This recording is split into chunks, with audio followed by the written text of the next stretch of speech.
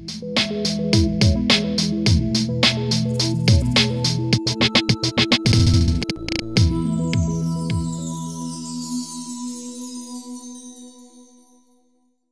a pleasure and an honor to be here at this meeting with this important topic. I also really like the title. Whose crazy idea is it anyway? In the case of the university, that's not an easy question to answer, by the way. It certainly goes back many, many centuries. And one of the fascinating challenges of a university is that it's generally a surviving institution. It really survives very, very well. It's weathered many storms. So I really like the title, and I also, if I may say so, rather like my own title. A title that was gently suggested to me, and that, as many of you may know, but not all of you will realize, refers to a very famous statement uttered by a very influential merchant in the city of Amsterdam, who did it in Latin, by the way, Mercator Sapiens. And the general theme of his presentation was that commerce and trade could really only flourish in an environment that also catered to the needs of arts and culture and science. And as a result, Amsterdam got a wonderful secondary education because the name of this Mercator Sapiens was Barleyus. And I think many of you will realize that the gymnasium, one of the best secondary educational institutes in the city, was of course named after him. So Barleyus to some extent set the scene for this presentation, but what I want to do is not so much underline and emphasize what he said, with which I think by now we all agree, but perhaps turn things slightly around and suggest that universities and university education can also productively borrow ideas from that great trade and commercial tradition that Amsterdam exemplifies. And so the model of the university that I want to review, also for reasons of nostalgia that will become pretty soon in a minute, is one that you might think of as, in Dutch, ondernemend. De ondernemende universiteit. And my first challenge is to translate that into English, which is not very easy. It is certainly not, to me at least, an entrepreneurial university, because that focuses too much on the quick ID and the quick development of a quick ID. So that is not what I have in mind. It perhaps enterprising university, a theme that reappears in the program, is a better translation. It's certainly better. I also thought that competitive university might capture the essence of what at least I would like to explain to you and what I meant when I first started to use this particular term. We all, I think, have an idea of what entrepreneurship stands for, of what ondernemendheid in Dutch, still hard to translate well, stands for. I ran into a wonderful example quite recently of a student who really exemplified the core notions of entrepreneurship in this very sense. Her name was Zlata Brouwer. She was 25 years old, she was a student, she had started a business, she had a talent for music, she had a talent for business, she studied accounting, and she started a wonderful company called Zlata String Instruments. I need to tell you about this, you may be able to need her services. She really bridged the gap very nicely between traditional violin makers on one hand and inexpensive web shops. She builds, she sells, she leases very good string instruments at very affordable prices, but also very innovative ones. Electric violins, electric cello, electric double basses, carbon fiber bows. Really innovative stuff. And so she wants to lower the threshold to play these complex instruments. She wants to extend their repertoire beyond classical music to rock and jazz and heavy metal. And she's doing wonderfully well. She is really innovative, she is risk-taking, she is free to pursue what she wants, she takes responsibility, she's challenged, she's excited.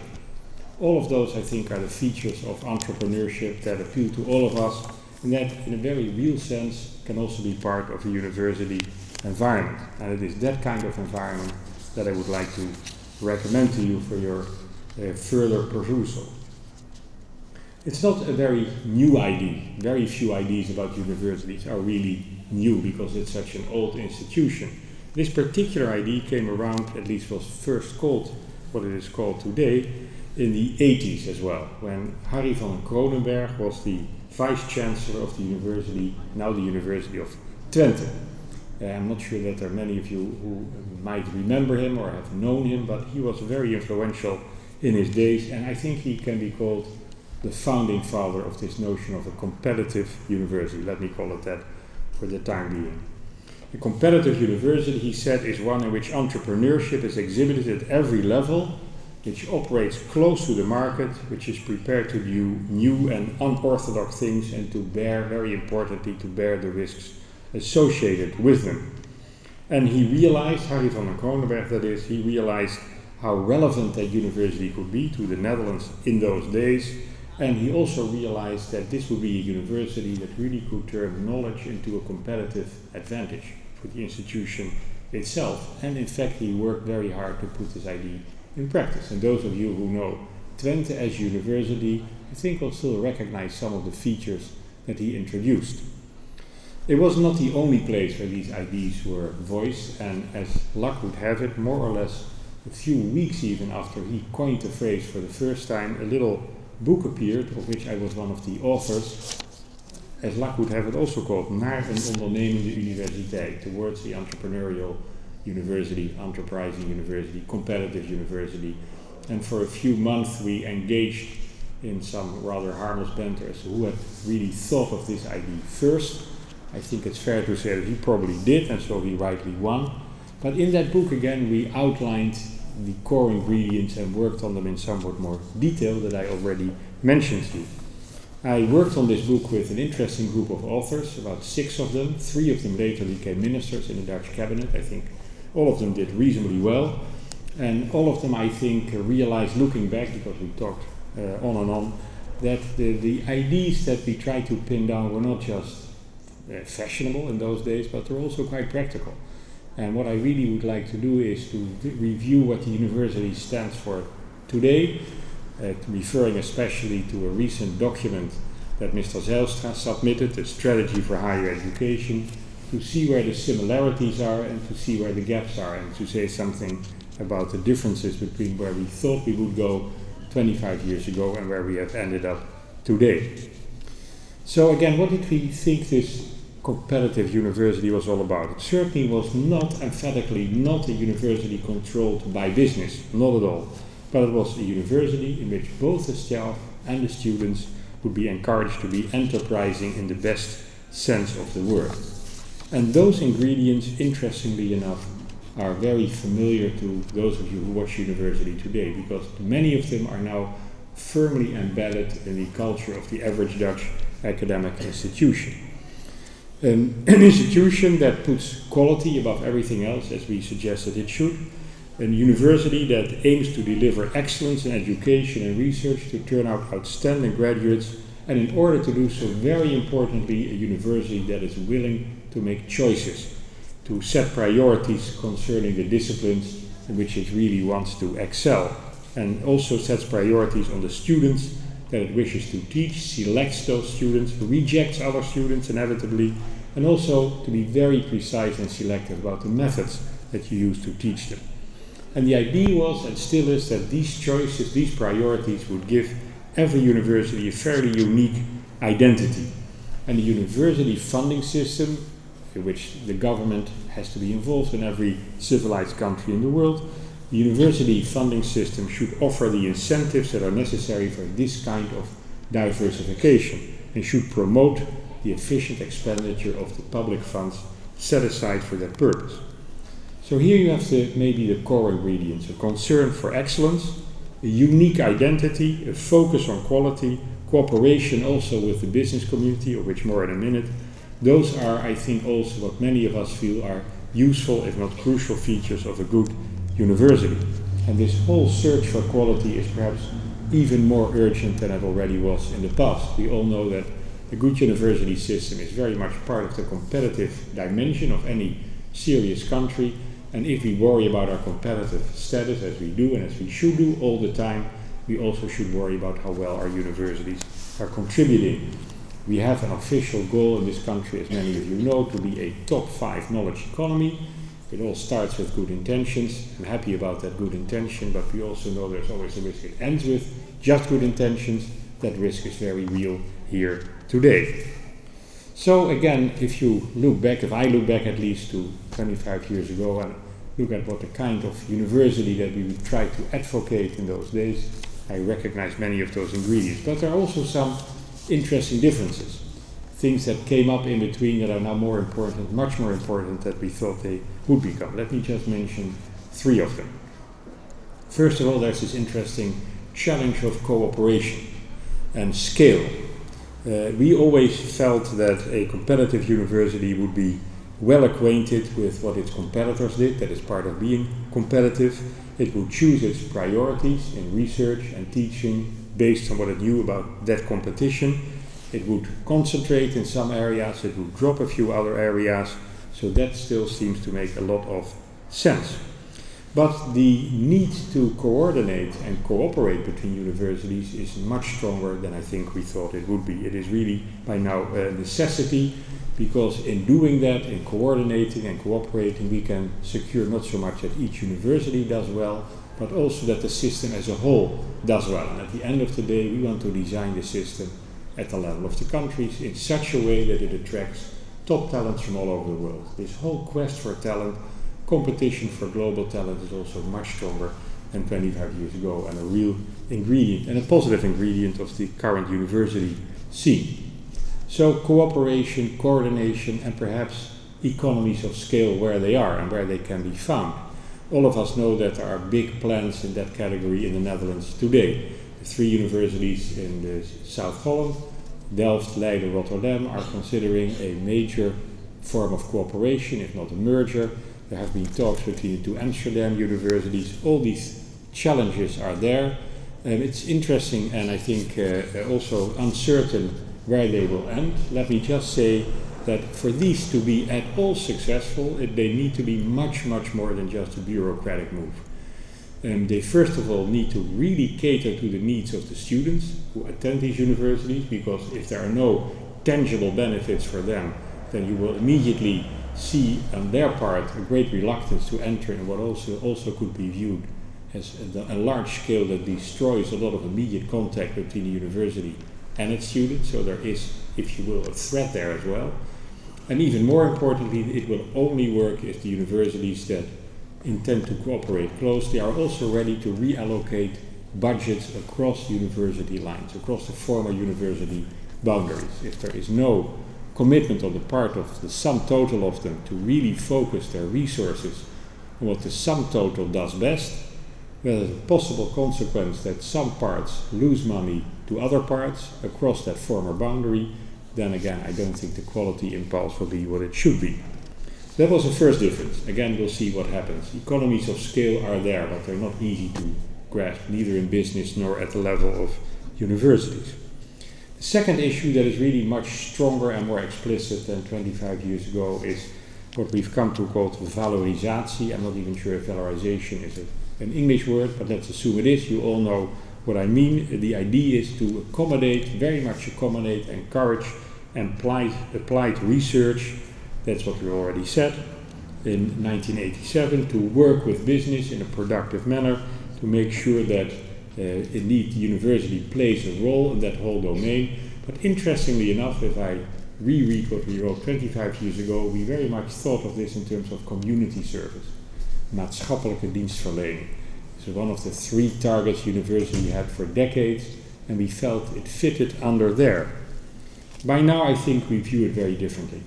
We view this involvement in valorization, this involvement in making scientific results accessible to the market in a way, is no longer a service, but it's a necessity. And indeed, in 2004, valorization in this sense became an official role for the university. An official target was added to the list of 3. And increasing amounts of government funds are going in that direction. If you handle this properly, I think it is just an activity where we can all gain. The Social and Economic Council, of which I'm the chairman, I have 2 colleagues in this audience, recently advised on higher education and also emphasized that this was a very, very productive and useful role for universities to play. And not an easy role, by the way, because if there's any challenge that European universities face, it is precisely in this area. We talk about the European paradox, and we mean that there is no shortage of great ideas, no shortage of patents, on the contrary, but there is a shortage of the degree to which these patents are transformed into product services that the market likes. So we are not doing something right, because other continents, United States, even Japan, does a much better job than we do. So there is a challenge here, a real one. Again, one that we should pursue, knowing full well that the university is a partner, an independent partner in this great enterprise. The young scientists, it turns out, are particularly well suited for this transformation, this valorization process. We should certainly make sure that they get their proper role. That is another recommendation from the Social Economic Council. So here we have a big domain, an important domain, the importance of which certainly has increased enormously.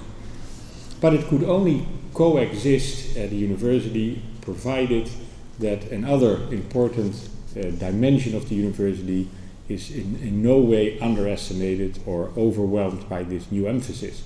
And that is this third point of difference between now and 1987. It has to do with how we view fundamental research. I don't think anybody has ever questioned the importance of fundamental research to any university worth its salt. And certainly we did so in 1987, a core responsibility, a source of inspiration, a test of fundamental theory. All of that, I think, was more or less given. But I think today, in fairness, we need to be very careful to maintain a proper balance between fundamental research at the modern Dutch university and all the other demands that are put upon its resources. Dutch fundamental research has a great global reputation. We are very much, if you account for the size of our country, in the top 5, even the top 3 of producers of fundamental research. Our researchers are enormously productive by any reasonable standard. We have done extremely well, but that whole heritage, that whole legacy, to some extent is now coming under threat. And it is coming under threat because we are rebalancing the innovation policy of the Netherlands, which, by the way, is not a bad thing to do. But as its side effect, there is a real risk that we will start to seriously underfund fundamental research as we go along. And there are unfortunately a lot of numbers to back up that concern. I want to share one of them with you in the hope that you are as impressed and nervous about it when you hear it as I was when I first did, and in the hope, of course, that we can share that, effectively share that concern with people outside this room.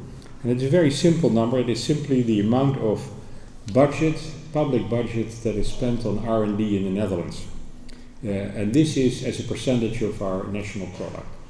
That is, of course, well documented across the world, across Europe in particular, and there has been a particular European ambition to get that number to be as high as 1% if we possibly can. And in fact, a number of countries have been successful to getting it to that level or beyond. The Netherlands is not among them. Right now, the percentage in the Netherlands sits at about 0.84. So let's say we are on our way to 0.9 if you are optimistic.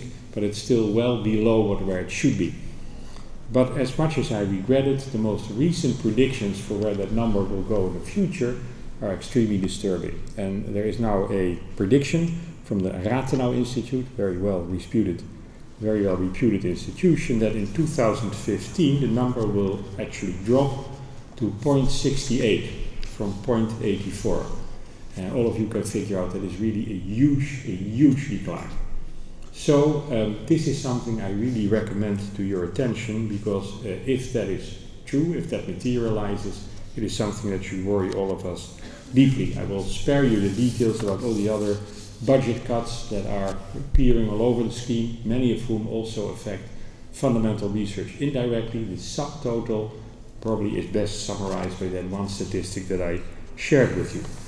So I think we have a real responsibility in preserving the ideas of that enterprising university to make sure that on this particular dimension it can continue to play its traditional role. Have all our ideas of the 80s been adopted? Not all of them, and one of them hasn't, and I want to conclude by briefly describing it because I rather liked it at the time. I still like it very much. We have not made any progress whatsoever in this particular dimension, and it had to do with how to finance university education, and especially how to finance students. And the idea that we had, I think, still makes a lot of sense. Our idea was to make sure that everybody, let's say at the age of 18, or certainly all those who had required diploma, receive a set of vouchers that they could use to pay for their university education. And the nice idea about this scheme will be that the value of a voucher can really be the subject of interesting government policy, if you want, and interesting incentives that you could set if you wish to set them. What kind of incentives could you wish to set? Well, for instance, if we all believe that it's important for the nation that more people study mathematics and technical subjects, then we could make those vouchers worth a lot of money. And we could make them worth less money in areas that we believe are perfectly okay, but where we might have a huge or perhaps oversupply of competence already. We can also, for instance, set these vouchers in such a way that universities who use the freedom to set higher fees and select students to accommodate that higher fee and higher quality are to some extent rewarded for that effort by having the voucher represent a higher value when submitted for a study at that university and elsewhere. So you can really play around in this particular way with educational finance, and I still think that would be a wonderful thing to pursue and very appropriate for a modern government should try to do. So, as you can see then from this small summary, many of the old ideas that were first formulated in the 80s have more or less reached maturity. Many of new ideas have joined them in between. Many traditional dimensions on which a university was evaluated are to some extent under attack. I'm really worried about fundamental research. In that sense, we still have a long way to go.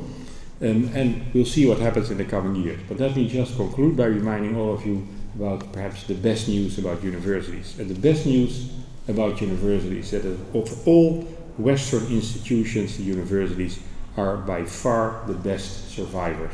They just go on and on and on and on. It's an idea that just will not go away. If you look at the institutions in the Western world and you take the 100 oldest institutions, 97 of them are universities. I think the 98th is the Parliament of the Island of Man, and then there are two others, but universities by far are the winners in this race. It is really a very, very durable institution. Their challenge, if you will, is not so much to survive, but their challenge is to flourish and prosper and grow.